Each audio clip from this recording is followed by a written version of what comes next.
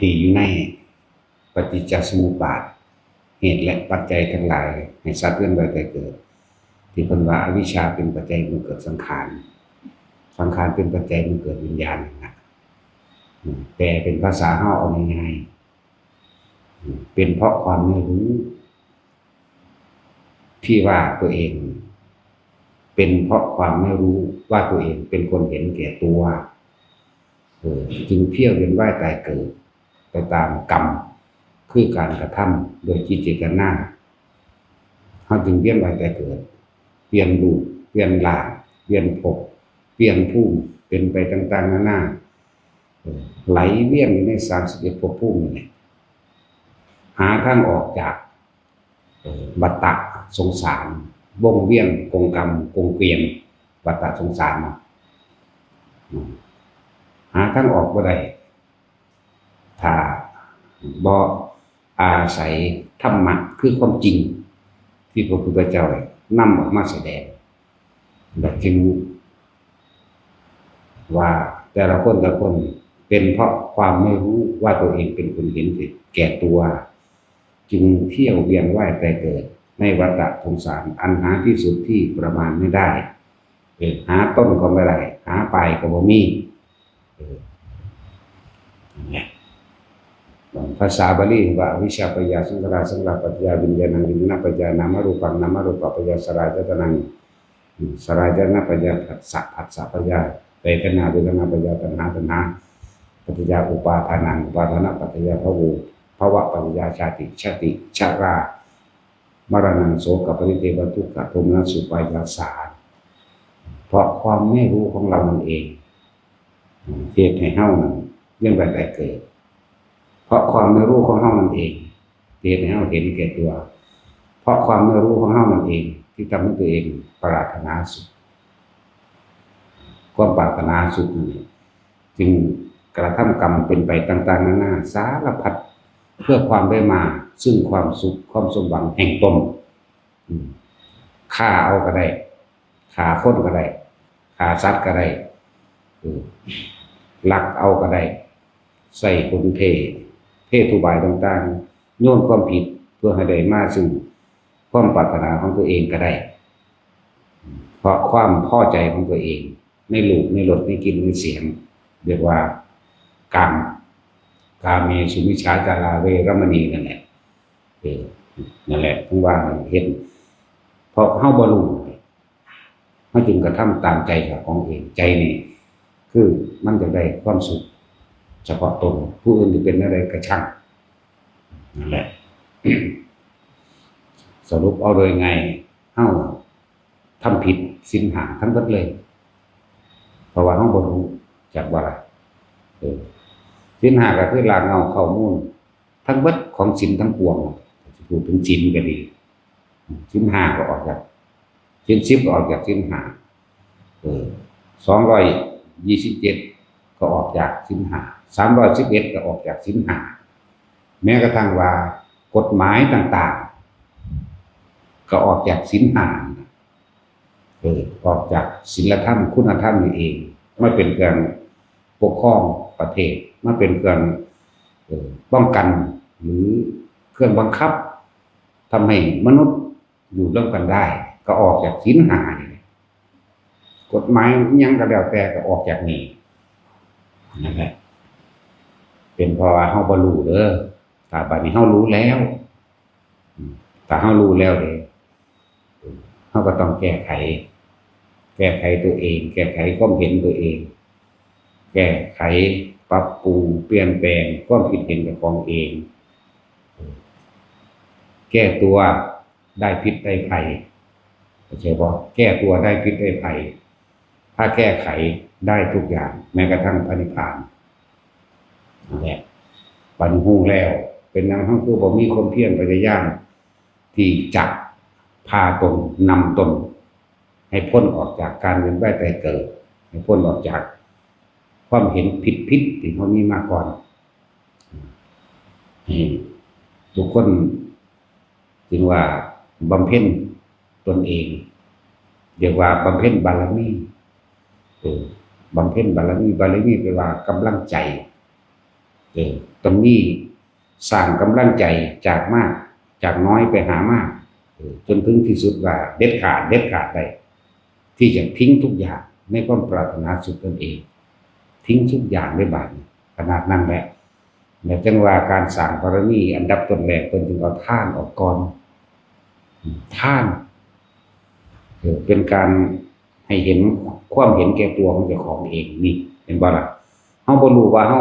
เกิดมาเพราะว่าความเห็นแก่ตัวบัดนี้เพิ่นเลยให้เอาท่านออกก่อนอันดับหนึ่งก็อาหารเครื่องนุ่งห่มที่อยู่อาศัยตลอดทั้งยารักษาคนเจ็บปวดรักษาโรคนั่นแหละทางบ่จากว่านั่นคือเพราะว่าโรคมันรักษาบ่หายมันจะตายนำกันเลยเนาะแต่ว่าบรรเทาความเจ็บปวดคือนั่นแหละตลอดทั้งเครื่องอุปกรณ์ต่างๆในเครื่องอาศัยความสะดวกสบายสร้างความสะดวกสบายให้ท่านความรู้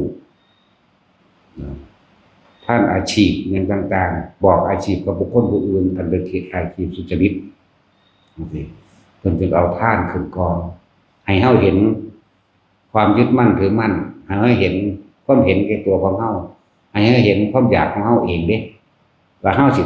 ตัดใจออกจากท่านจริงบ่นั่นแหละคนทุกมื้อนี่จึงท่านเพิ่มทุกข์เข้าใจว่าล่ะหวังผลในท่านมีจิตผูกพันในผลแห่งท่านท่านเรายังมีความเห็นแก่ตัวเอาของน้อยไปแลกของมากเห็นบ่ล่ะเอาใส่ซองมา100เอาคิดเบิ่งเด้อแต่ละคนเด้อเอาตามความเป็นจริงในประสบการณ์ของโลกใส่ซองมา100ยกจบใส่หัวขอตะบุตะพือสาธุเด้อผู้ขาผลทุกผลงานให้เถิดติดหนี้ติดสินหลายแท้ๆจักให้ถูกลอตเตอรี่แจ็คพอตคุณเด้เบาได้รางวัลที่1 6 ล้านเอาแมง180 ล้านธรรมดาเนาะนั่นแล้วท่านเพิ่มทุกก็เก่าเด้งทุกคณะนั้นทุกคณะที่ขอที่หวังนั่นแหละความเห็นแก่ตัวเข้าใจว่าล่ะนั่นแหละคือความเห็นแก่ตัวที่ตัวเองก็บ่รู้มันว่าแม่นแค่นั้นเด้นี่ปรารถนาความร่ำรวยเป็นอันดับหนึ่งเนาะน้องมันกันเป็นบริวารมันมาความสมหวังต่างๆนานาสารพัดเพราะว่าสิสมหวังเฉพาะตนเองว่ารวยเฉพาะตนเองเลยยังมาปัดให้แต่ของอีกบ่เจ็บบ่ไข้บ่ปวดบ่ป่วยอีกเด้เนาะวันนี้ขอให้ลูกเต้าเราหลานเหลนหล่อนอีกนี่ความเห็นแก่ตัวเห็นแก่ตัวทั้งเบิดเด้นั่นลูกเต้าเราหลานมันก็ออกจากตัวเฮาเองเข้าใจว่าล่ะออกจากตัวออกจากใจเฮาเองออกแบบไรล่ะแต่ที่แรกผู้หญิงกับผู้ชายมันก็อยู่ไผอยู่มันเอาผู้หนึ่งอยู่อเมริกาพุ่นเนาะผู้หนึ่งอยู่ประเทศไทยอยู่ไผอยู่มันบัดไปเห็นกันแล้วมันคืออยากได้บัดนี้นั่นแล้วก็ออกจากตัวมันก็ผสมพันธุ์กันแล้วก็ได้ลูกชายลูกสาวนะว่าซั่นลูกชายลูกสาวมันก็ไปผสมพันธุ์กันต่อมันก็ได้หลาน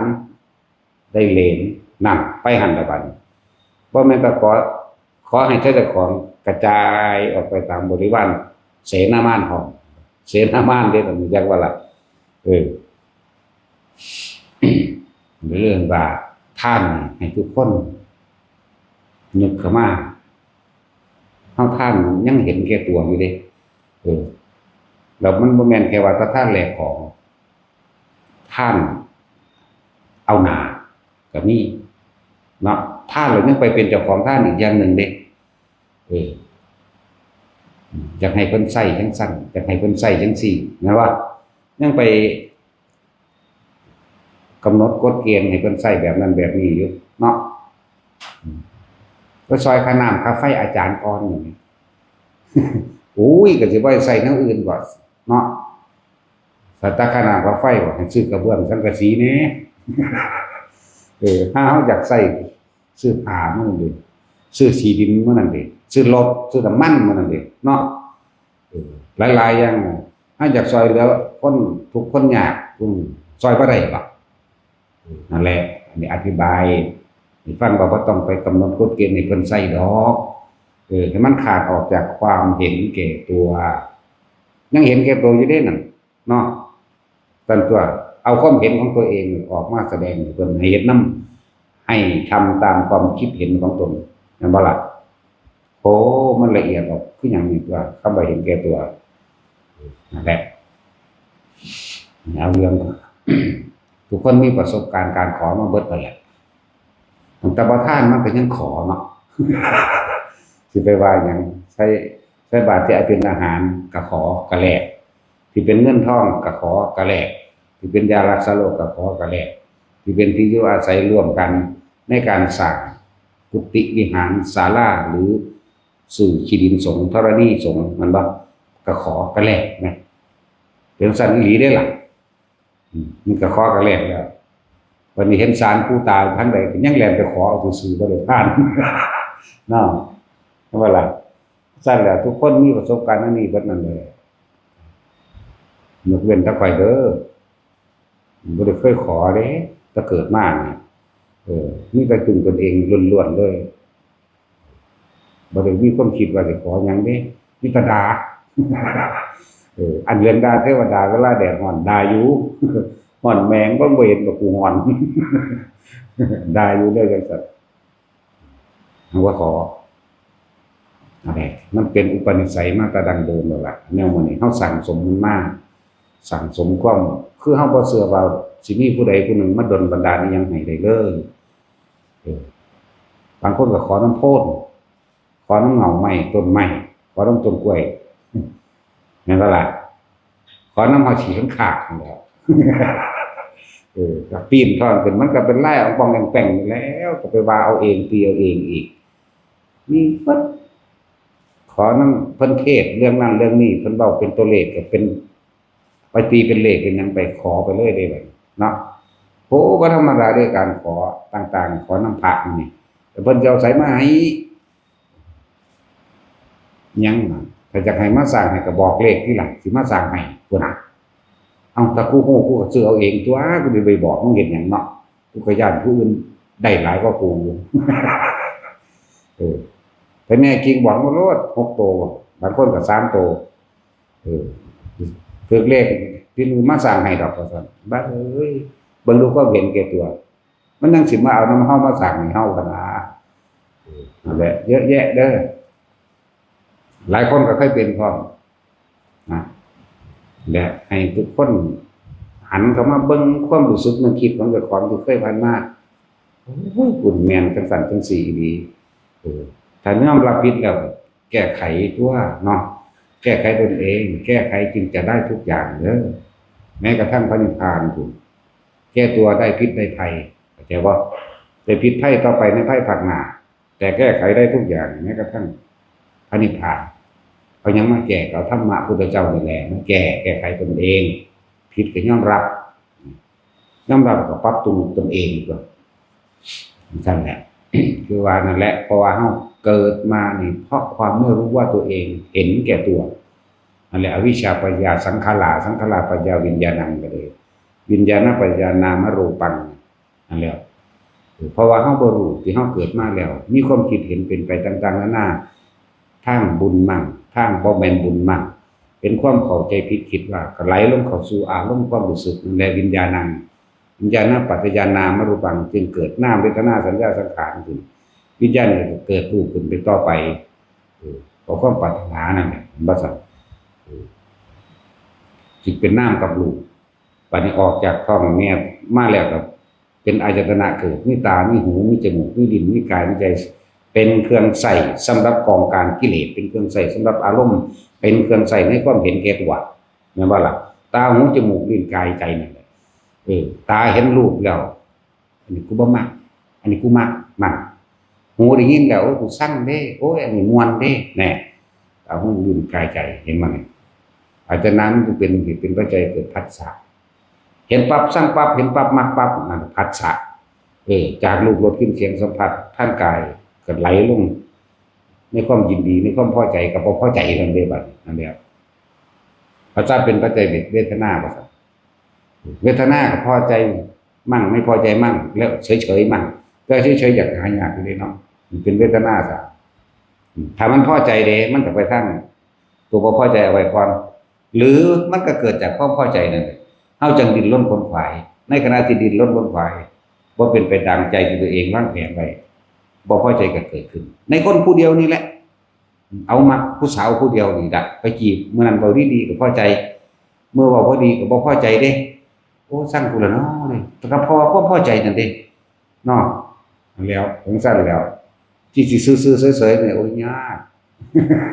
ยากอุเบกขานั่นแหละเป็นปัญหาบ่ล่ะเป็นความอยากก็บ่ความอยากก็เป็นความยึดอุปทานถือเว้าโดยละเอียดแน่จักหน่อยบ่แม่นละเอียดปานกลางปัญหา3เนี่ยเป็นเหตุเป็นปัจจัยให้เข้าสู่กามตัณหามั่งภวตัณหามั่งวิภวตัณหามั่งในความอยากนั่นจังมีทั้งความพอใจและบ่พอใจเอาแปลเอาง่ายๆนี่โลดหรือบ่ต้องไปวายจังซั่นโดยแล้วถ้าเป็นเหตุปัจจัยเข้าสู่ภพเบิดตัวจึงเรียกว่ากามตัณหากามตัณหานี่หยังก็ถ้ามันสมมุติว่ามันตายนี่มนุษย์กับกามตัณหาเทวดากับกามตัณหาเห็นบ่สั่นก็แดกไปเกิดในภพใดก็ช่างยังเกี่ยวข้องอยู่กับความอยากแต่ว่าล่ะภพสั่นเกี่ยวข้องกับความอยากคือเก่านั่นความอยากเป็นเหตุเป็นปัจจัยเกิดความยึดความยึดเป็นเหตุเป็นปัจจัยเกิดความอยากนี่ก็อนุโลมปฏิโลมกันบ่เดินหน้าถอยหลังสัมพันธ์กันเป็นหนึ่งเดียวกันยึดก็คืออุปทาน4เห็นบ่นี่มีหยังก่อนหมู่เอาทิฏฐุปทานมันยึดแล้วเอาความเห็นในความเป็นใหญ่เสรโพตุปทานจากสิ่งที่เคยได้ยินได้ฟังได้รู้ได้เห็นได้เคยกระทำมากามุปทานตามอารมณ์ของตนกามุปทานแยกออกไปอีกพอใจในรูปในรสในกลิ่นในเสียงในสัมผัสทางกายแล้วก็อัตตวาทุปทานความรู้สึกจากว่าอัตตะตัวตนแท้ๆมันสิแสดงออกมาทั้งปากทั้งสีหน้าสีตาเรียกว่าอะไรเอื่นว่าอัตตวาทุปทานอุปทานก็เป็นปัจจัยเกิดภพอยู่เนาะภพหยังแนวไหนสิเป็นกามภพบ่รูปภพหรืออรูปภพเข้าไปยึดนี่รูปรสกลิ่นเสียงก็ไปทางกามภพเข้าไปยึดในความสงบคุสมาธิจิตตั้งมั่นเอาเฉพาะความสงบมันก็เป็นรูปภพตัวเข้าใจว่ารูปภพบ่มีกามดอกมันเป็นอุเบกขาอันนี้หรืออารูปภพเด้ก็เข้าไปยึดในความสงบอันเวิ้งว่างลักษณะนั้นแหละจะเป็นอรูปภพถ้ามันมีตัวนี้แล้วที่สุดท้ายกชาติหมายถึงเกิดในวันถ้าเกิดแล้วก็จะมีความแก่นั่นชาติชรามรณะโศกปริคนมันบ่อยากตายมันก็โศกเศร้าเลยแต่มันโศกเศร้าก่อนสิตายไปได้เลยใช่ว่าล่ะชาตินี่แปลว่าเกิดแล้วชรามรณะโศกปริเทวทุกข์นั่นโอ้โหสารพัดลำพึงลำพันน้ำผู้นั้นผู้นี้โศกเศร้าบ่อยากตายนั่นแหละปฏิจจสมุปบาท12อย่างหรือปฏิจจการ12นั่นแหละเหตุปัจจโยทุกอย่างมันมีจากเหตุคือความรู้มันเองนั่นแหละในความเห็นแก่ตัวของเฮาก็บ่แม่นเฮาสิเฮ็ดเฉพาะตัวเฮาได้บ่ถ้ามีลูกมีหลานต่อไปแล้วก็เฮ็ดเพื่อลูกเพื่อหลานเนาะพอความบ่รู้ของเฮาไปปล้นไปจี้ไปฆ่ามาก็ได้เนาะลักมาก็ได้บังคับข่มเหงขืนใจเขาเอามาก็ได้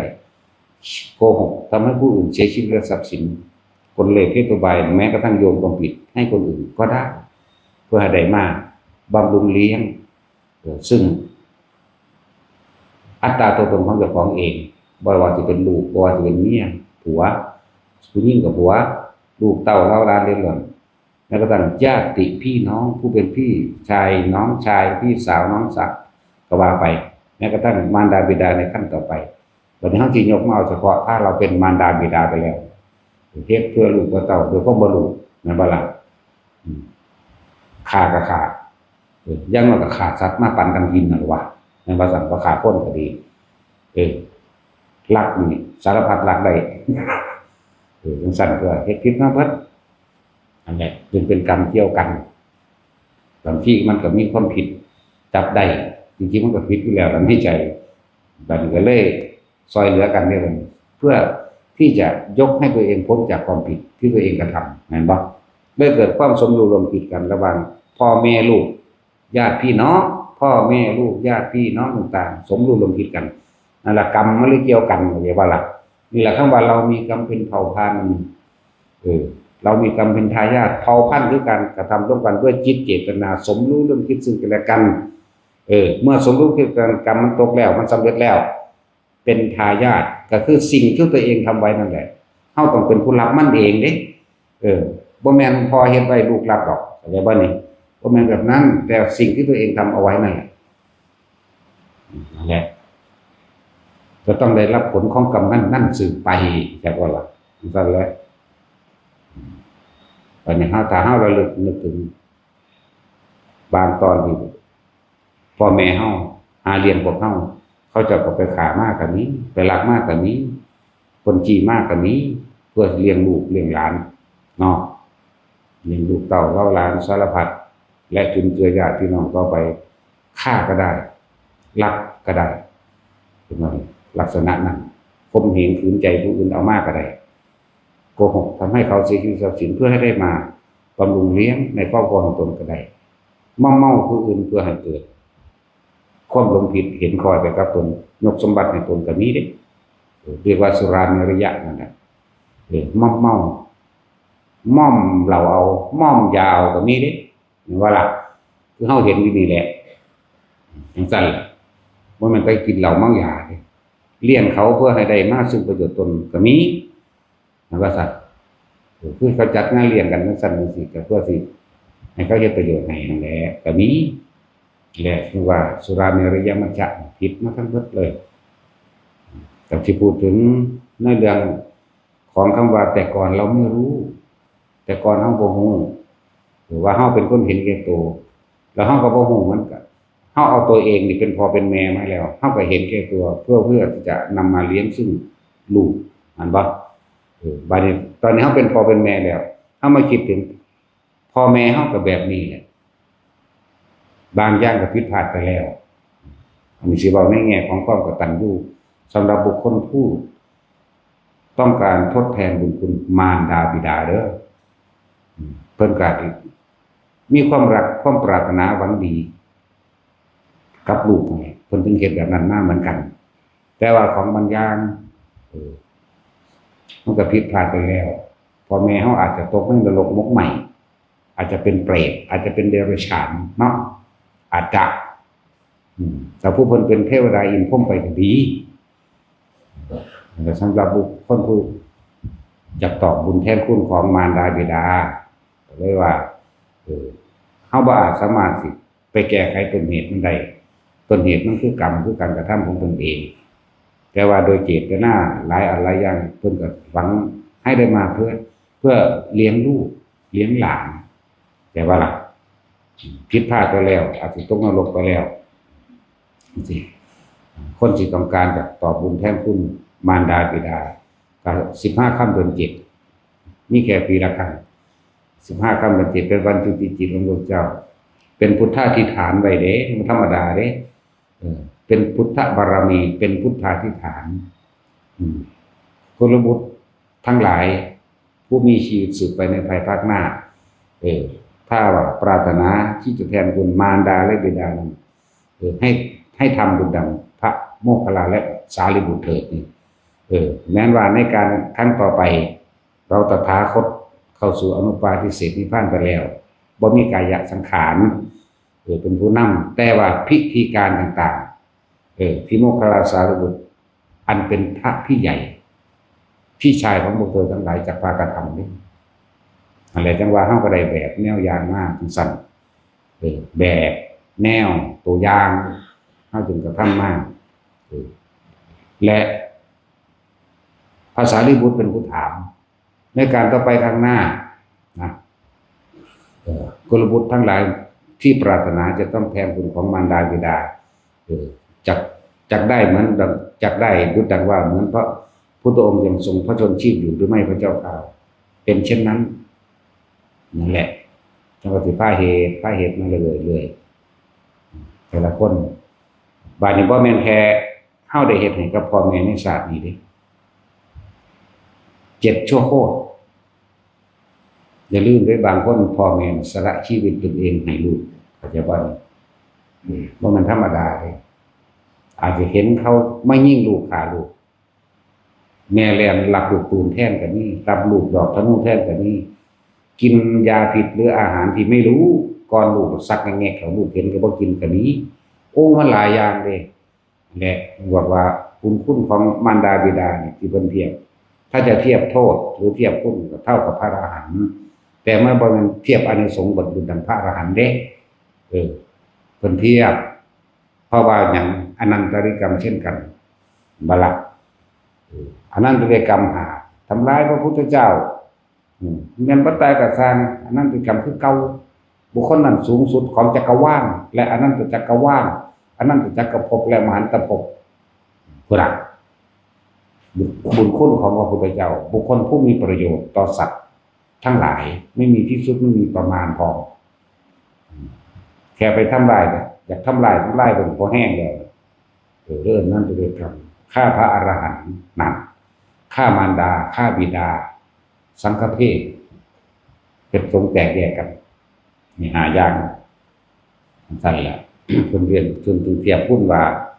เทียบพุ่นและเทียบโทษว่าถ้าฆ่าพ่อฆ่าแม่พอกันเลยล่ะกับทำลายพระเจ้าพอกันเลยล่ะกับฆ่าพระอรหันต์เข้าใจว่าล่ะสั่นแล้วบุญขนาดนั้นวันนี้บุญคุณของมารดาบิดาหาประมาณไม่ได้อีกเด้สั่นแล้วสำหรับลูกหาประมาณบ่ได้คือกันเด้เดี๋ยวนั้นเจ้าจะเกิดชาติใดก็ชาติไปพบกันผู้นึงเป็นฝรั่งน้อยๆก็ซะเฮาใหญ่เฒ่าแล้วมันจะมีความรู้สึกผูกพันแบบเป็นพ่อเป็นแม่กันโลดดอกมันนั่งรู้อยู่ในแห่งในใจในความรู้สึกเป็นมีความเคารพนับถือเป็นเห็นซื่อๆกันรู้สึกอิ่มใจปลื้มใจหรือมีความเคารพนั่นเองนี่เป็นลักษณะนั้นแหละว่ากุลบุตรทั้งหลายผู้ต้องการตอบบุญแทนคุณของมารดาบิดาให้หาอาหารตลอดทั้งปัจจัย4นั่นแหละทั้งหลายเหล่านั้นทำบุญกับคณะหมู่สงฆ์ที่ปวารณาคำว่าปวารณาแปลว่าหมู่สงฆ์ที่มารวมกันในวันขึ้น15 ค่ำเดือน7หมู่สงฆ์ที่เข้ามารวมกันนั่นเองแล้วอุทิศไปให้แด่มารดาบิดาเถิดจะพ้นได้ทั้ง7ชั่วโคตรพูดถึงบุญคุณก็มา7ชั่วโคตรคือนับไปที่ชาตินั่นแหละ7ชาติจังซี่นะชาตินี้สุว่าตายแล้วถ้าเพิ่นขึ้นสวรรค์ไปก็แล้วไปแต่ว่าผู้ตกนรกอยู่ขึ้นมาแทนได้เข้าใจว่านี่เพิ่นสงเคราะห์ผู้ที่ตกต่ำได้นี่จังว่าเรียกว่าเป็นพุทธาธิฐานเด้มันบ่แม่นเรื่องธรรมดาเลยคำว่าพุทธาธิฐานแต่พุทธบารมีก็ยังว่าทั่วไปจังว่าแต่ว่าเป็นพุทธาธิฐานจังว่าพุทธเจ้าเอกะนัมมกิงพูดจึงใดเป็นสิ่งนั้นคิดจึงใดเป็นสิ่งนั้นจักว่าพระเจ้าเกิดหนึ่งแล้วคุณของพระพุทธเจ้าเสมอโดยพระพุทธเจ้าบ่มีผู้ใดเสมอเหมือนเลิกเอิ้นว่าเอกะแต่ว่าเอกะนัมมกิงหนึ่งไม่มีสองแล้วก็เป็นผู้มีสัจจะอยู่แล้วเป็นความจริงอันใดบ่จริงพุทธเจ้าบ่เว้าจังซั่นแหละเรียกว่าพุทธาธิฐานเอาไว้กุลบุตรสุธิราทั้งหลายในการต่อไปในภายภาคหน้าปรารถนาที่จะแทนคุณมารดาและบิดาเนี่ยพวกเธอทั้งหลายนั้นจงนำปัจจัยทั้ง4แล้วถวายทานแด่หมู่สงฆ์ที่ปรารถนาร่วมตัวกันอย่างนี้แม้การข้างหน้าจังซี่แล้วเราตถาคตไม่มีชีวิตอยู่ก็จงทำเถิดบุญกุศลนั้นจักได้เสมอกันแม้ครั้งที่เราตถาคตจะมีชีวิตอยู่อันนี้พระสารีบุตรถามจากบ่นี่สั่นก็สารีบุตรได้ทำเพราะต้นแบบต้นฉบับพระโมคคัลลากับพระสารีบุตรเป็นต้นแบบต้นฉบับมาก่อนที่พวกเขาเห็นพระโมคคัลลาดับไฟนรกแล้วก็ไปทองเอาคาถาเทโรโมกราโนนรกตังโรหะตุปีติสวะปฏิกัมมาปฏิเพียงเป้าฟูอยู่หั่นบ่เศร้าดอกไปเป่าอันดับไฟน้ำร้อนลวกแน่ไฟใหม่แน่น่ะเศร้าจังได๋พวกเจ้ามีตัณหาเขาใส่องค์ชาญไปได้เป่าแต่ทางถ้าเป่าซื่อๆเด้ถ้าบ่สื่อสารว่าจังซั่นมันก็สิบ่ว่าเป่า เอามือแตะมันก็เป็นตัวเขาชานหรือทรงชานตัวดังต่ำกับชานสองเด้แต่แตะมันก็เศร้าดอกว่าเกิน7 มือเป็นเศร้าเดียวกันเด้แต่ว่าถ้าได้กับ10เอาเศร้าเดียวนั้นก็ได้แต่บ่ล่ะมันยังมีวิธีในนั้นเลยไปถามผู้เพิ่นเฮ็ดเป็นคุณเฮาเฮ็ดบ่เป็นไปถามพระพุทธเจ้าเด้อห้วยแต่ตายแล้วไปถามบ่ลงมาแมงแล้วกูไปถามได้ปานนั้นแล้วเนาะเพิ่นอยู่นิพพานเว้ยแม่นบ่ล่ะคือนางสุปิยาไปถวายเนื้อน่องตัวเองวีแข้งนั่นน่ะปาดวีแข้งต้มให้พระภิกษุองค์นั้นภิกษุองค์นั้นป่วยพระพุทธเจ้าอาหารหยังน้อหรือว่ายาหยังน้อจังสิเศร้าปาดวีแข้งด้วยของต้มตัวมื้อนั้นเป็นวันพระบ่มีบ่ได้ขาเนื้อขาสัตว์ได้หาซื้อเนื้อบ่ได้ปาดกับของเลยนางสุปิยาเนาะจักสิเนาะก็ไปแล้วมันก็ขับซื่อๆเด้มันบ่ได้รู้จักหยังเลยราคามันก็เลยครับโลดดับถ้าเฮาบ่ผิดก็ขับนำเฮาบ่ถูกก็ขับนำก็ดีแล้วล่ะบ่ต้องฉลาดดอกขับโลดนะพุทธเจ้ามางานเพิ่นบัดเนาะสุปิยาไปทางใดคือบ่มาก็บอกว่าบ่สบายบอกคนใส่บอกว่าบ่สบายจังซี่สิเพิ่นฮู้แล้วมาครั้ง1มาครั้ง2เพิ่นก็บอกให้ออกมาเพราะว่าเพิ่นเป็นคนที่มีศรัทธามากอย่างเพิ่นพวกศรัทธานุสารีนี่พระพุทธเจ้าเทศน์ก็บรรลุโสดาบันพร้อมเนื้อน่องก็ขึ้นมาคือเก่าอันนั้นพระพุทธเจ้าอยากว่าล่ะเฮามันถนัดด่าคนพุทธเจ้ามันเว้าม่วนเด้ถ้าบ่ได้รู้ภาษาอังกฤษแต่เฮามาเทียบภาษาเฮากูมึงคักๆนี่เด้สิบอกไงเด้อบัดนี้เฮามาว่าจังซี่มันก็เลยคนละยุคกันใส่มันถึงยุคในภาษาสู้เจ้าตนกูคักๆนี่แล้วกูสิถือว่ามึงนั่นแหละเป็นสรณะของกูถือพึ่งมึงเด้อเด้คนเว้ากับพระพุทธเจ้าทันทีจักว่ากูนี่ล่ะเอามึงเป็นที่พึ่งอย่าว่าล่ะจังซี่ก็เคยได้ยินว่ากูบ่เอาไผอีกนอกจากมึงนี่จังซั่นตัวพุทธเจ้าเพิ่นก็เว้าเด้อเพิ่นเว้าม่วนก็ซั่นก็เอาธรรมเด้อเป็นที่พึ่งของสูงแน่บุญกับบาปสูเฮ็ดมาอันใดหลายกว่ากันมันก็เว้าจังซี่นั่นแหละพวกเฮาอาจจะบ่เคยได้ยินไดบ่แม่นดอกปานว่าเพิ่นเห็นเนาะแต่ว่าบ่แม่นก็เลยแม่นว่าต่อบ่แม่นดอกเดาเอาเด้อนั่นว้ายบ่เห็นบ่เว้าเด้มันสั่นตัวเฮาบ่อาจสามารถที่จะไปเห็นเพิ่นได้ดอกถ้าเพิ่นบ่มาให้เห็นเรียกว่าล่ะเฮาบ่มีปานนั้นดอกสั่นถ้าเพิ่นสงเคราะห์เห็นได้เพิ่นบ่สงเคราะห์ก็บ่เห็นนอกเรื่องอีกแล้วจังมาเขาก็เถียงถามว่านิพพานแล้วไม่ปรากฏเอาอีกแล้วเนาะบอกตาบอดมันสั่นแล้วสุบ่เด้อลูกพี่ไปลูกพี่นั่นเด้ออ้าวใส่ดนตรีให้เด้ออีเวนต์มันไปใส่ระบบค่าก็เลยเนี่ยได้ปรารถนาสิแทนคุณมารดาและบิดาได้เจ็บเจ้าโพดกันในมื้อนั้นน่ะเฮาก็สิทำตามเก่าเพิ่นนั่นแหละคือว่าคนที่เริ่มต้นตั้งใจมาแล้วที่สำคัญห้ามแลกของเด็ดขาดเข้าใจบ่ทุกคนที่ฟังทั้งอยู่บ้านทั้งอยู่ต่อหน้าต่อตาเดี๋ยวนี้ห้ามแลกของห้ามปรารถนาสิ่งใดๆทั้งสิ้นบ่ต้องมีความปรารถนาใดเลยตั้งใจไว้ว่ามื้อนี้ว่ากูจะมาทำทานทำบุญทำทานอันนี้หวังอุทิศให้แก่มารดาบิดาเฉพาะตั้งไว้แนวนี้เลยบ่ต้องว่าเพื่อนั่นเพื่อนี่บ่ต้องไปแลกให้อายุยืนนี่ก็แลกของแล้วจักว่าล่ะ1,000 ปีแงกกินข้าวตั้งสายางก็สิเอาอยู่บ่เนาะก็สิอยากยืนอีหยังก็ได้บ่ได้มองเห็นความทุกข์ในการเกิดนั่นจังซั่นล่ะตั้งใจไว้ในใจเงินมาบ่ได้ก็โอนเงินแหละถ้าโอนทองได้ก็โอนจักว่าล่ะเอาเบิดจักว่าล่ะ จังซั่นก็ตั้งใจไว้มันเป็นเครื่องแทนปัจจัย4จากอะไรมันเลยฮอด4มันตัวนั่นล่ะว่าถ้าอาหารยาละโซห้องที่ย่อใส่รถมันก็เป็นไปได้เครื่องอำนวยความสะดวกทานอันเป็นที่ว่าสิ่งอันเป็นที่รักของตนสิ่งอันที่มีค่าแก่ตนบางรู้มันสิเห็นแก่ตนอยู่บ่ทานออกมาตัวแต่ยังปรารถนายังแลกของนั่นแหละความเห็นแก่ตัวใช่ว่าล่ะฉะนั้นอย่าแลกอย่าไปหวังผลให้ท่านว่าเขาให้ได้นั่นเป็นหนี้เบิดหนี้เบิดสินนั่นแหละก็จะไปหาว่าตั้งใจเลยผู้มาบ่ได้อยู่เมืองนอกนั่นแหละเอาเงินตาตั้งประเทศนะเฮาสั่นด้วยตั้งใจไว้ขอผลทานบุญกุศลกรรมดีที่ข้าพเจ้ากระทำนี้จงถึงแด่มารดาบิดาของข้าพเจ้าขอบรรดาบิดาข้าพเจ้ารับแล้วจงมีความสุขเถิดสาธุจบแค่นี้ใจว่าล่ะแค่นี้เด้อผู้ก็มาแล้วผู้มาสิมันสิมีอีหยังหลายอย่างกว่าผู้มาได้เห็นกับตาล่ะมันสิมีอีหยังหลายอย่างกว่าอยู่ดอกมันก็ได้เห็นกับตากับหูเฮาได้ยินกับหูเฮาแหละต่างอยู่ว่าอานิสงส์ต่างอยู่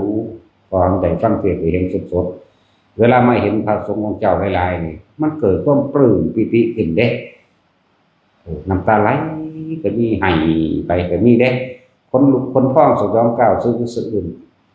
ตื่นตันเข้ามาจุกอกเข้ามาอึอะเข้ามาบ่ได้มันเป็นหรอกบางคนก็เกิดคนลุกทั้งงอนนี่นะ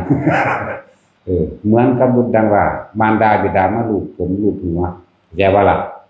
เอาในพระธรรมบทมีเด้ภาษาดิบุตรแย่ว่าล่ะแม่เพิ่นซาดนั่นแหละที่ว่าได้กินมูดกินคูดกินชิมูกน้ำลายกินสมองหมากินยังว่าไปทั่วที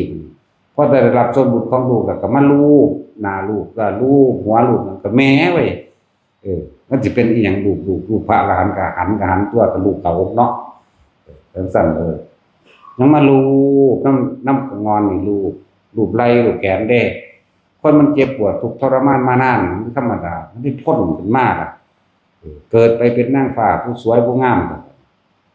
ลูกตอนกระเฒ่าได้บัดนี้แม่นอยู่ลูกน่ะกระเฒ่าแล้วแล้วว่าจะไปทั้ง70แล้วก็ตอนนั้นก็เลย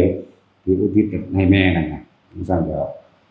มาลูกเอ้ยขอบคุณหลายๆด้วยกันนั่นลูกน้ำไหลน้ำตึกกอดแต่ว่าเป็นนางฟ้าเป็นสิ่งพวกเฮาบ่เห็นเพิ่นนั่งสัมผัสข้างบนอยู่ดอกพวกเฮาก็มีสัมผัสได้คือกันในมือจังสั่นแต่ใส่บาตรก็คนลุกจวดแล้วเด้อสิบอกให้แต่ใส่บาตรก็ยืบหน้าเป็นเม็ดต้นโตแต่เลี้ยวเห็นภาพเพิ่นก็มันจะให้บ่แห้งนั่นล่ะเอาบ่ก็บ่แม่นโอ้ยหล่อคนมาฉีดตัวคนมาเด้นะผมบ่ได้เว้าไผเสือได้เว้าให้ฟังซื่อเนาะแต่ตัวมาเจ้าพวกเจ้าอยากรู้จักพวกก็มาพิสูจน์เอาตัวเนาะซั่นตัวพิสูจน์เอาอันตัวจะรู้จักด้วยตนเองเฮ้ยบ่แม่นดอกว่ากูไปเบิ่งกันหน้าตัวเนาะมันเป็นดอกบัดนั่นแหละมันหายากคือสาเหตุเมื่อถวายพวกสิใส่อยู่ตามถนนหนทางเข้าไปเต้นตลาดตะลี่มันก็ไปสั่งของเขาไว้ให้พวกขายของอยู่ตลาดจัดโต๊ะจัดตังจัดเตียงยัดยังตั้งของไว้ก็ได้ตัวจังหรือพวกสิมาใส่อยู่หน้าวัดก็มาเด้อพุ่นละเอาตามคนสุดใจเฮาก็ลงหั่นแหละจากในศาลาหลังนี้ออกไปสุดใจเฮาก็ลงหั่นพระร่วมตัวกันเป็น100พุ่นล่ะนั่นแล้วในภิกษุได้สิ่งต่างๆที่ต้องการรวมก็มาเฮ็ดคือกันนี่เด้จังซั่นแหละคือกันก็มาภิกษุที่มาในทิศทั้ง10ทิศใดแนวไปแล้วทิศศีลทิศศีลทิศโกหมู่นี่แหละทิศยังอีกหลายอยู่ชื่ออะไรรู้สึกว่าหลายก็มีทิศน้อยก็คืออะไรเลยอยากมากก็มากเลยมันจะผู้ที่มาเนี่ยได้เปรียบตรงเลยได้สัมผัสความรู้สึกอันปลื้มปิติตื่นตันใจเกิดความปิติปราโมทย์เบิกบานในหัวใจทุกแน่นหน้าอกขึ้นมาบ่แม่นแบบตายเด้แน่นแบบภูมิใจก็ แม่นแบบภูมิใจปลื้มใจจุกข้อเข้ามามันต้องเป็นดอกมาแล้วจะได้รับสัมผัสอย่างหนึ่งแต่กับว่าแม่นแค่ว่าอะไรหมู่เทพเทวดาอินทร์พรหมทั้งหลายก็มารวมสมมุติว่ายินดีเหมือนกันมารวมรับเทวดาใหม่อย่างว่าเรานั่นแหละเป็นโอกาสเดียวเด้อปีหนึ่งมีครั้งเดียว แต่ได้ทั้ง7 คน7ชั่วโคตรปีหนึ่งมีครั้งเดียวเรียกว่าเป็นพุทธาธิษฐานของพระพุทธเจ้าอธิษฐานไว้พระพุทธเจ้าไม่หาพระองค์ให้ภัทรกัปนี่เกิดมือเดียวกันตัสรุตัวปรินิพพานมือเดียวกันแต่ว่าลักษณะนั้น มันเป็นพุทธาธิษฐานเอาไว้พุทธบารมีก็อย่างหนึ่งเด้พุทธาธิษฐานก็อย่างหนึ่งเด้กุลบุตรสุธิดาทั้งหลายผู้หวังปรารถนาจะแทนคุณมารดาบิดาผู้ของตันยูจงทำตามเถิดจริงคนเบามวนก็นี่แบบในหนังสือหนึ่งแต่เขาจะบอกห่วนๆออกมันสละสลวยเกินไป พอมวนคืออยากตอกย้ำแต่ละคนพอแม่เฮาบางศาสตร์รัดลูกปืนแทนรัดลูกดอกธนูแทนบางที่งาใหม่พกใหม่หักใส่แลนรัดแทนสุกสมัยซุมื้อนี้หรือก็ว่าสุกลูกออกจากรถแลนมาส้นตะของถูกส้นตายเองจริงๆมันบ่ธรรมดาเด้เฮาอาจสิจำบ่ได้จากว่าล่ะแต่ละศาสตร์7 ศาสตร์7ชั่วโคตรผู้ที่ตกนรกผู้ที่เป็นเปรตต้องสิขึ้นเบิดผู้เป็นเทวดาหยุดไปก่อนจากว่าสมมุติว่าแม่ตานี่ในนรกชาติที่1ในนรกชาติที่2อยู่เป็นเปรตชาติแม่ผู้ที่3อยู่เทวดาตัดออกเด้เอาผู้ตกต่ำได้เข้าใจบ่เอาเฉพาะผู้ตกต่ำได้นี่เป็นพุทธาธิษฐานอยากบอกเป็นสัตว์เดรัจฉานในมนุษย์ที่ปุ๊บตายได้รับส่วนนี้ไปขึ้นไปหาอ่านเอาเรื่องในหนังสือโอ้ยไปเบาครับ ยากเกินแต่เรายังขึ้นเนาะฉันว่าตายผมก็ยากหลายเลย อย่างเงี้ยมันหน่อยเลยในคณะนี้ตอนนี้มีเพียงหนึ่งเดียวตอนนี้คือภาพพวกเจ้าเห็ดเด้อมีแต่เฮ้าเด็กผ้าเห็ดคนละอันนั้นเด็กกับฟันเปิด3 แดนโลกธาตุของหลวงตามันเป็นหมายถึงแม่ตายได้นั่นน่ะมีแม่ใหญ่แป้งตายได้นั่นน่ะของแรกเลยก็แม่กูกันเนาะเห็นกันแล้วมียาแป้งตายได้เปิด3 แดนโลกธาตุของเพิ่นยังถือโอกาสนั้นทำบุญอุทิศให้กับหมู่สรรพสัตว์3 โลกธาตุแต่นี่บ่แม่นเปิด3 โลกธาตุแต่ว่าเป็นบรรจุปิจิตของพระโพธิสัตว์ผู้สิเป็นดวงตาของโลกเปรียบแล้วเป็นดูว่าเผ่าพันธุ์แห่งดวงพระอาทิตย์นี่แสงสว่างเสมอกันอยู่แล้วเห็นบ่ล่ะเปรียบเทียบว่าเป็นดุจพระพุทธเจ้าเป็นดุจดังว่าเผ่าพันธุ์แห่งดวงพระอาทิตย์ก็ให้แสงสว่างเสมอกันคนละอย่างกันเด้ของดวงตาบานตาเท่านั่นน่ะเกิด3 โลกธาตุคนเฮ็ดบุญมือแม่เพิ่นตายฟังดีๆแล้วคนละอันกันเด้แต่เพิ่นเลยอาศัยมันนั่นเป็นชื่อนั่นของเฮาบุญจุติจิตปัญจจุติจิตของพระพุทธเจ้าเฮานี่เหตุการณ์เกิดขึ้น32อย่างคนตาบอดก็คือกลายเป็นคนตาดีน้อยเปี้ยเสียขาปัญญาอ่อนพิกลพิการแขนขาดุลเป็นคนเต็มสมบูรณ์เบิดทุกอย่างสัตว์ทั้งหลายบ่ว่าสิเป็นมนุษย์ที่เป็นศัตรูคู่อาฆาตกันหายจากความอาฆาตกันงูเห่าและพังพรซึ่งเป็นศัตรูกันมานานกัดกันอยู่ดีๆในมือเพิ่นมาจุติถึงท้องก่อนคันของพระมารดาปุ๊บเลิกกัดกันไปเป็นหมู่กันเข้าใจบ่ล่ะเป็นสั่นทะเลสิมีคลื่นลมอย่างรุนแรงฟัดกระเฟียงอยู่นั่นเกิดความสงบลงประตูหน้าต่างเปิดออกเอาเองดอกไม้บานเบิดทุกแบบซึ่งบ่แม่นฤดูของมันก็ช่างเป็นฤดูก็ช่างเพราะว่าที่ดอกไม้ที่อยู่ในโลกมนุษย์หรือดอกไม้อยู่เทวโลกบานขึ้นมาเบิดสั่นแหละมัน32อย่างเริ่มว่าเป็นบุพนิมิตต่างๆเป็นชื่อความหมายว่าพระปัญญาหรือพระผู้มีพระภาคเจ้าอันเป็นเผ่าพันธุ์แห่งพระอาทิตย์ได้เกิดขึ้นแล้วแสงสว่างได้เกิดขึ้นแล้วความมืดหรืออวิชชาที่ถูกปิดบังมานานจะได้เกิดขึ้นเพราะอาศัยพระสัพพัญญูอาศัยร่าง ของพระโพธิสัตว์นี่เพื่อจะนำโพธิปัจจะธรรมทั้งหลายอันเป็นเครื่องตรัสรู้นำหมู่สัตว์ทั้งหลายให้เข้าสู่ความหลุดพ้นจากการเวียนว่ายตายเกิดนั่นแหละและโอ้ยหลายกว่านี้สาระสลวยก็ยังหนึ่งจังไรทุกคนเห็นความสำคัญของพ่อของแม่เขาไงของแม่ของพ่อเขาไงบางศาสตร์กันคือบางมากบางที่บนแน่เด้ในศาสตร์นี้คนตายไปแล้วเกิดเป็นงัวเป็นควายไม่เฮาใส่ก็มีเด้ระวังก็จักสิวางเลยแล้วมันบ่มีหูทิพตาทิพกูเบิ่นเนาะสงสัยแหละพอแม่เฮาตายปุ๊บกินฮอดไปเกิดน้ำลูกของเฮาเองไปเกิดเป็นหลักเป็นนั้นแม่นบ่ล่ะจังซี่ก็มีเด้บางทีก็ไปเกิดเป็นลูกควายตัวนั้น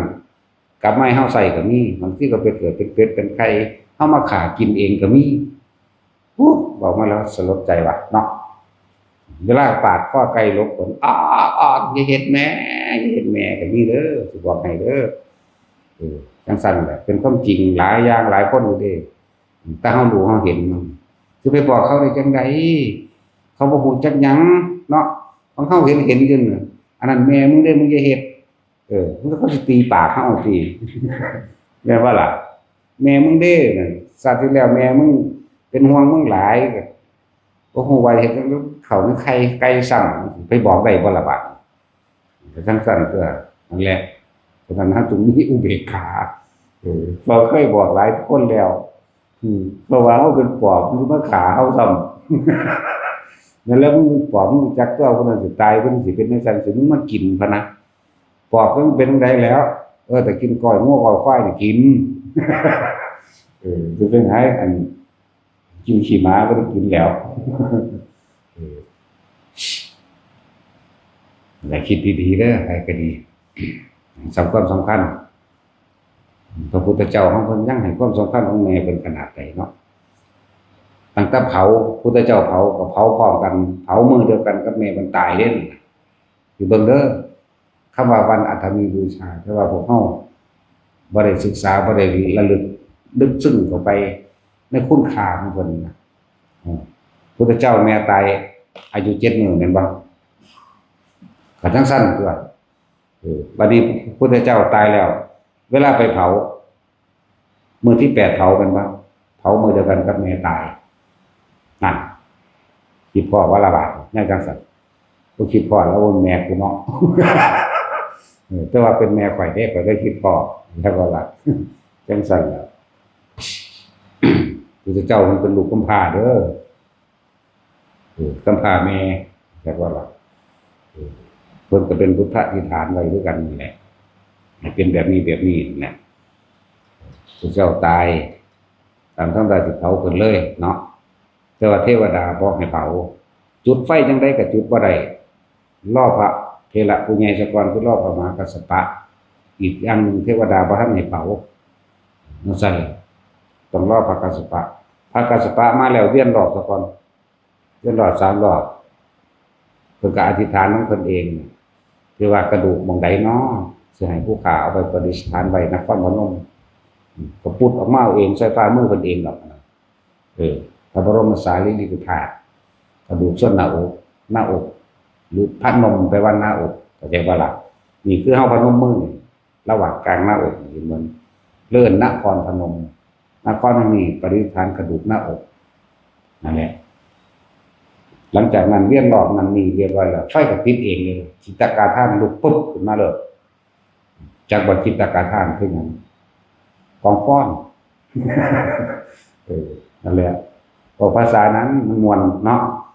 กองฟ้อนกองฟื้นธรรมดาดีๆนี่แหละเพิ่นก็จูดใหม่คือกันนั่นแหละแต่คนบ่ได้จุดเทวดาจุดเองนั่นแหละการทำศพของผมใส่ผ้าขาวสะอาด500 ผืนได้1,000นั่นแหละแต่ก็ได้ร่างขนาด1,000ไว้เบิดแล้วพอพระกัสสปะมาเขาไปสู้จีบเบื้องพระบาทปีนปุ๊บออกมาเลยเด้ต้องกราบแล้วต้องอธิษฐานแล้วกระดูกส่วนหน้าอกยังพุ่งออกมาจังซี่เข้าไปคือเก่าเด้พอถ้าเข้าไปแล้วคงต้องทำมาสังเวชเกิดขึ้นไฟก็ลุกปุ๊บมาซั่นล่ะจังว่า เผามือเดียวกันกับแม่เพิ่นตายจักว่าชื่อหยังใดบ่ผู้คนกันเลยเนาะท้องของเรียกว่าท้องของผู้เป็นแม่พระพุทธเจ้ารองรับไปท้องได้คนผู้เดียวกันเด้บางมันบุญบารมีบ่ถึงจักว่าล่ะบ่สมควรตั้งแต่เริ่มจุติก็มีมือฝันกันแม่เพิ่นฝันว่าสร้างเพื่อเอาดอกบัวมาให้จักว่าล่ะตื่นเช้ามาเขาก็ไปทำนายว่าท้องแม่หลังจากนั้นมาราคะความยินดีในการที่เสพกามบ่มีเลยเด้ปานคนมีศีล10พุ่นเด้มันบ่ได้สู้อีกเด้นั่นน่ะบ่สู้ก็บ่สู้ตัวจังอื่นก็หลายกว่าตอนแต่ศีลบ่สู้ก็บ่สู้ตัวเพิ่นบ่มีเลยในใจของเพิ่นเองในใจของแม่เพิ่นเองนางสิริมหามายาชื่อจริงบ่ได้ชื่อว่าซั่นเด้สิริมหามายาโสภาพรรณวดีเด้ชื่อจริงโสภาพรรณวดี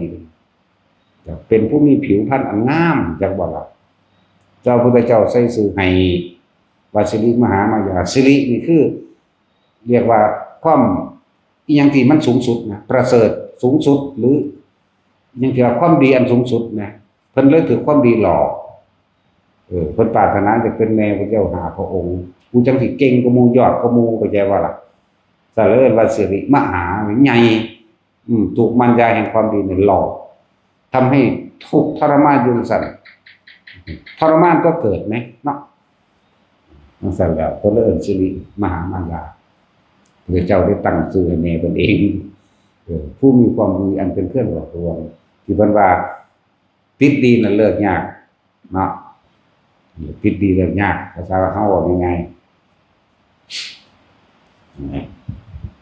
มีก็อีกอันนึงคือน้ำข้น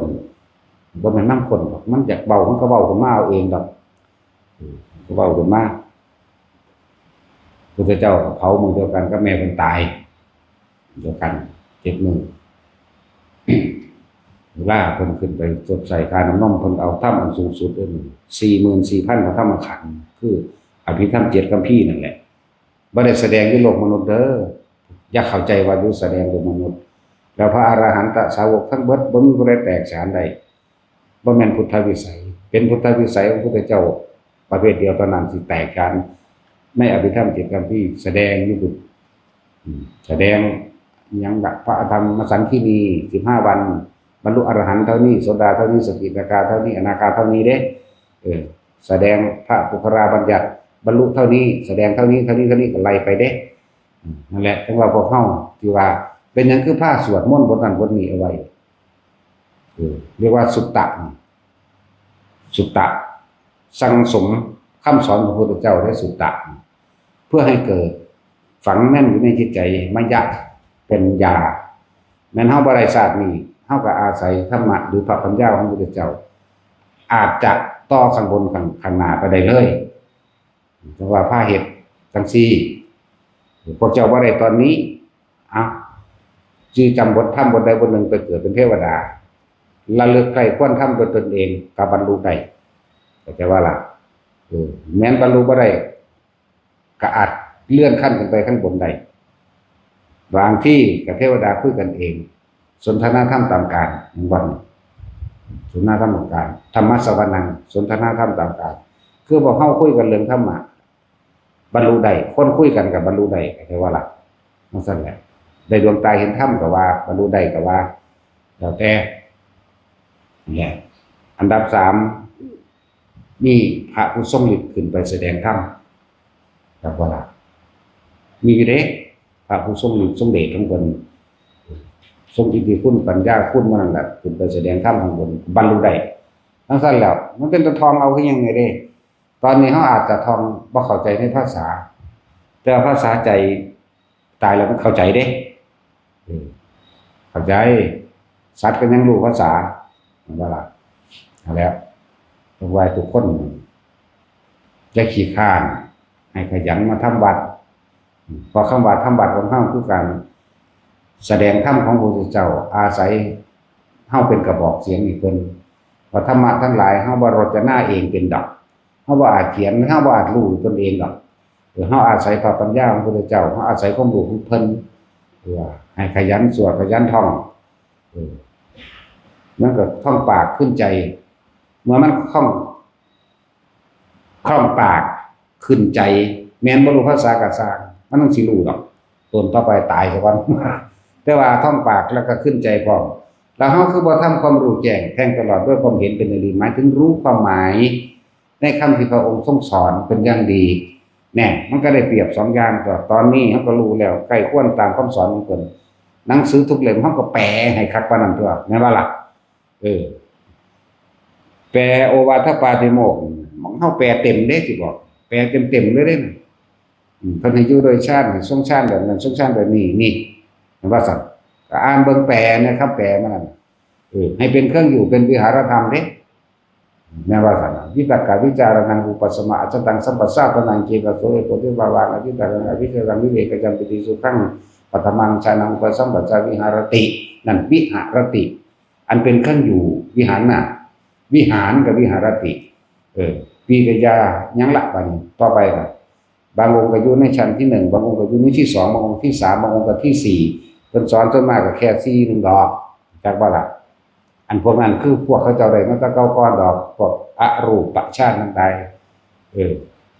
ใช้วิธีนึกเอาก็ได้พูนอากาศพวกนี้บางสุดแต่ที่สุดบางใดพวกเจ้าหาบางสุดของอากาศดูนั่นแหละก็เป็นอรูปชาติเองภาษาบาลีว่าอากาสานัญจายตนะอันที่2วิญญาณัญจายตนะความรู้สึกนี้ก็หาที่สุดไม่ได้ก็เว้าไปถึงโอ้ที่บอกไปยังบอกว่าพ่อกำกานี่แหละไปเลยเนาะในไปยังเลยถ้าตัวมันจริงน่ะ อันตัวมันจริงก็ขับรับเอานั่นตัวแต่ของบ่รู้จริงๆขับรถอันตัวนั้นจะขับเร็วหลายจะทรงจำคล่องปากขึ้นใจต่อมาเฮามีคำแปลนี่แทงตลอดด้วยความเห็นหมายถึงรู้ความหมายสรุปความหมายสรุปความเห็นลงใดเป็นผู้มีความเห็นตรงจริงตามประสบการณ์จริงของชีวิตตนลงตัวบอกมานี่คือเบิดนั่นภาษาแปลเอาตัวในหนังสือนี่เอาคือจังบทอนัตตลกนสูตรมีอีหยังบ่เสื่อมสลายมีหยังบ่ตายมีหยังบ่ดับอนัตตานั่นเองมันบ่ล่ะจักขุสมิงตินิพินทติเวทนายะปินิพินทติแม่ว่าสัตว์แปลเอาตัวนี่อันนี้ก็ดับอันนี้ก็ดับอันนี้ก็ดับตาหูจมูกลิ้นกายใจหรือสิว่าท่านเราเข้าใจดีก็เอาในอธิตปริยายสูตรตัวเป็นของร้อนตานี่เป็นของร้อนเพราะหยังร้อนเพราะไฟคือราคะร้อนเพราะโทสะร้อนเพราะโมหะบ่สัตว์ทั้งตัวเดี๋ยว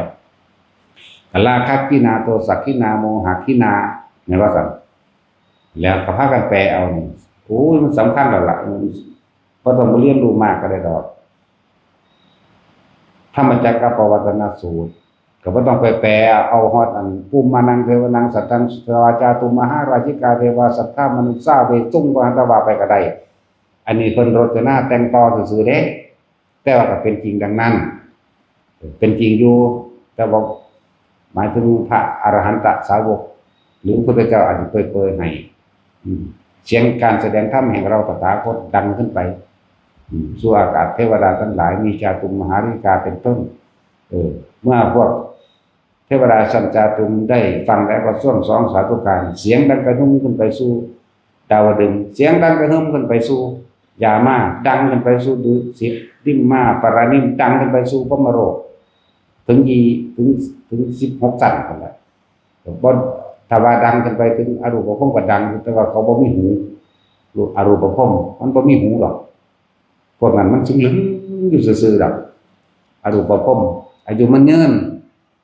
มันเข้าใจว่าสุดแล้วสนั่นแต่ว่ามันบ่แก่บ่เจ็บบ่ตายมันเข้าใจตายเลยที่บัดนี้จักบ่ล่ะเกิดแล้วก็ต้องเดินทางเข้าไปสู่ความตายคือเก่าเกิดในอรูปภพก็ดีเขาเข้าใจว่าเป็นนิพพานแล้วมันยืนมันเป็นอสงไขยอายุเขานั่นภพยังว่าสงไขยก็แม่นอยู่มีอยู่แต่ว่าเป็นกลับซะก่อน1กลับ2กลับ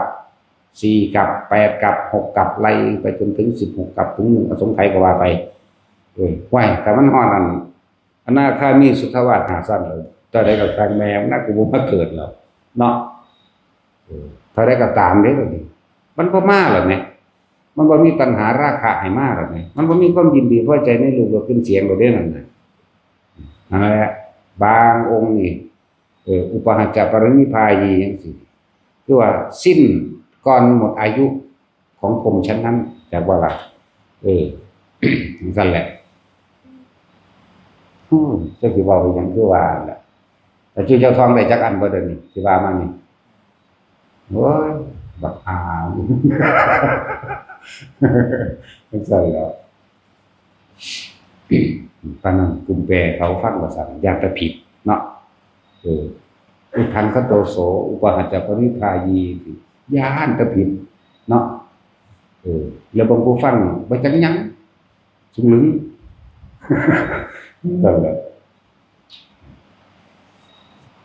ทุกคนสำรวจตัวเองเด้อนึงเราเกิดมาเพราะความไม่รู้ว่าตัวเองเห็นแก่ตัวมีความอยากปรารถนาสุขเฉพาะตนทำได้ทุกอย่างแต่ว่าเฮาก็ไม่รู้อีกว่ากรรมในการกระทำของเฮาเองที่กระทำกับบุคคลและสัตว์ทั้งหลายสุดท้ายแล้วย้อนกลับขึ้นมาให้ผลแห่งตนถ้าผู้ใดจะพ้นกรรมทั้งหลายที่กระทำมาย่าออกจากลมหายใจเป็นที่หนึ่งจากเวลาอาศัยร่างกายทำบาปก็ได้ร่างกายทำบุญก็ได้แต่ว่าร่างกายบ่ฮู้ว่าบุญบ่ฮู้ว่าบาปเข้าใจว่ากายบ่ได้ฮู้จักหยังเด้อไม่รู้บุญไม่รู้บาปใจต่างหากเป็นผู้สร้างมันเข้าใจว่าล่ะตัวใจตัวความคิดนี่แหละเป็นผู้สร้างมันไปพุ่นหน้าไปพี่หน้าศูนย์ซะเขาจังแสดงออกทางร่างกายซื่อๆเด้แต่ว่าเวลาเจ็บเวลาปวดเจ็บปวดเข้าใจคือกันเด้จักว่าล่ะอาศัยเนื้อหนังกระทำบาปก็อาศัยเนื้อหนังตัวนี้เด้กระทำความเจ็บปวดเหมือนกันเจ็บอีหยังก็ว่าเจ็บซ้ำเจ็บใจเด้เนาะเจ็บกายเป็นบาดเป็นแผลมันหายมากมันก็หายได้แต่ว่าเจ็บใจนี่หายยากเลยเนาะมันสั่นแล้วฝังเข้ากระดูกดำว่าเด้ความอาฆาตบาดหมางบ่จักอภัยเขาคืออภัยเราเด้อนั่นแหละพยายามวางจิตเป็นกลางให้เป็นเฮาก็อาศัยเห็นบ่เพิ่นว่านามมารูปเพิ่นว่านามก็บอกตัวใจนี่เวทนาสัญญาสังขารวิญญาณนี่นามเป็นเหตุเป็นปัจจัยให้เกิดรูปนี่รูปคือกายเฮาเองนามกับรูปเห็นบ่นี่สะกอนอันเฮาก็อาศัยนามคือความคิดเฮาเองพยายามสกัดกั้นบ่มันคิดไปไหลไปทางต่ำบ่มันไหลไปทางที่จะฆ่าเพิ่นจะตีเพิ่นนี่ศูนย์หรือว่าสาบแช่งนี่ก็ว่าไปเพราะว่ามันสิทำลายตัวเฮาก่อนเด้เวลาเฮาโกรธเกลียดแค้นไปก็ใช่คนที่ถูกทำลายที่หนึ่งคือตัวเราเองนั่นละสัตว์นั่นแล้วร่างกายบ่รู้เรื่องเด้มันก็บ่ต่างจากต้นไม้ใบไม้เด้ใบไม้มันก็ป่งกันมาแล้วเนาะปัจจุบันมันก็เหลืองเหี่ยวแห้งล้นเราเองกายก็เหมือนกันแต่ว่ากายอาศัยใจเป็นเครื่องบังคับควบคุมไปมันก็บ่รู้เรื่องมันก็ใหญ่ขึ้นไปทางมันแล้วก็เหี่ยวแห้งมันก็ตายของมันคือกันแต่เฮาเข้าไปยึดเอาในกายนี่พี่ฉะนั้นเฮาก็คืออันนี้เฮาก็อาศัยกายนี่แหละเป็นเครื่องออกจากทุกข์ได้เหมือนกันเมื่อใจและกายพาสร้างทุกข์สร้างศาสตร์สร้างภพต่างๆเฮาก็อาศัยกายออกจากทุกข์ด้วยสติปัฏฐานที่กายเวทนาจิตธรรมเวทนาจิตกายอาศัยลมหายใจเป็นเครื่องลืมเป็นเครื่องละเข้าใจบ่โลกสอนให้จำนะว่าโลกมันสอนให้จำจดจำผู้นั้นเฮ็ดใส่กูผู้นี้ใส่กูจำว่ากูอยากได้นั่นกูอยากเป็นนี่ดิ้นรนค้นขวายเนาะแต่ว่าธรรมสอนให้ลืมเด้จักว่าลืมอดีตลืมสัญญาเวทยิตานิโรธสัญญาคือความจำได้หมายรู้เบิดทุกอย่างนั่นแหละรูปรสกลิ่นเสียงสัมผัสอารมณ์ความรู้สึกสัญญาเห็นได้สิดับได้ก็จะคิดดิก็เลยต้องอาศัยลมหายใจเป็นเครื่องหลอกเป็นกุศโลบายหลอกบ่ให้คิดถึงสิ่งนั้นสิ่งนี้บุคคลนั้นบุคคลนี้บ่ให้คิดถึงเรื่องเก่าๆนั่นแหละผู้ใดจะพ้นจากกรรมเก่าได้บ่ต้องไปผู้ใดไปแก้กรรมให้เฮาดอกมันแก้บ่ได้เฮาต่างหากต้องแก้เองแก้โดยบ่แก้โดยบ่คิดก็คือกลับมาลมหายใจก่อนนั่นแหละถ้าจะลืมเรื่องเก่าๆถ้าจะแก้กรรมเก่า เดี๋ยวว่าล่ะกลับมาลมหายใจมันก็แก้เองมันก็ลืมของเองเดี๋ยวว่าล่ะมันลืมเองดอกนั่นแหละเป็นวิธีที่เฮาพ้นออกจากความเวียนว่ายตายเกิดได้จะแก้กรรมเก่าก็จะไปคิดถึงเรื่องเก่าๆให้คิดถึงลมหายใจนี่เป็นเครื่องสื่อพานเป็นสะพานเข้าสู่การทรงฌานหรือจุดอุณาโลมเกิดขึ้นนี่ก็เป็นอุเบกขาแล้วแต่บ่คิดซ้ายคิดขวาถ้าไม่คิดรักคิดเกลียดเดี๋ยวบ่ล่ะมันก็เป็นกลางๆของมันอาศัยความรู้สึกที่อยู่ในกายนี่กายคือลมหายใจอันหนึ่งเวทนาในเวทนาคือความรู้สึกอันที่พระเฮาสร้างกรรมฐานหรือฐานที่ตั้งจิตขึ้นมาให้มันเป็นอยู่ในรูปแห่งความอุเบกขาให้ได้เมื่ออุเบกขาแล้วมันจะลึกเข้าไปสู่สังขารุปเปกขญาณเองจะเห็นความคิดก็ไม่เที่ยงความคิดก็ไม่ใช่เราแล้วเฮาบ่จำเป็นต้องไปบังคับมันที่แรกอาจจะบังคับเพราะยังไม่ชินกับความรู้สึกปิติปราโมทย์เมื่อชินกับความรู้สึกปิติปราโมทย์แล้วความคิดปล่อยมันเลยบัดนี้แล้วความคิดมันก็จะถักรู้จึงเรียกว่าสังขารุปเปกขญาณความคิดทั้งหลายย่อมหมุนไปเป็นธรรมดาเป็นธรรมชาติของความคิดแต่เราไม่ได้คิดความคิดนั้นจึงถูกรู้ดับไปด้วยความไม่อยากได้ไม่อยากดีบ่อยากมีบ่เป็นหยังเรียกว่านิพพานเท่านั้นแหละเนาะสมาทาน